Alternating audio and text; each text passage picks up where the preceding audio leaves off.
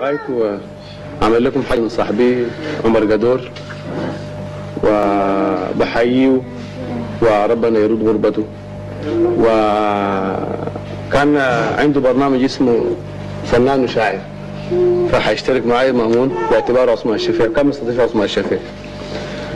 يا استاذ عثمان، الحاجه عاوز اعرف يعني الالحان الجميله دي، يعني زمان يعني المبدع حضر عبد الكريم القرشي كان راجل يعني مبدع تمام، وراجل صاحب عطاء، ويعني انا متخيل لي الاشعار ذاتها نابعه من الصميم.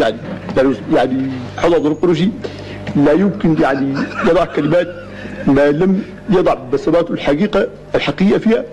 وحقيقه عاوز اعرف يعني الالحان دي كنتوا بتلحنوا كيف يعني اللحن ذاته، يعني كنتوا بتلحنوه يعني سوا، ولا بكون ولية اللحظه، ولا اللحن يعني خلال جلساتكم كده، ولا بتصيغوا اللحن يعني كيف؟ يعني عاوز اعرف يعني الحقيقه.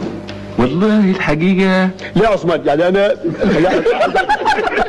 يعني حقيقه ناس اساليب اللحن بتختلف يعني كثيره، وانا بعرف انه المرحوم عبد الكريم القرشي وضع اجمل الالحان، فعاوز اعرف يعني بتلحنوا كيف يعني.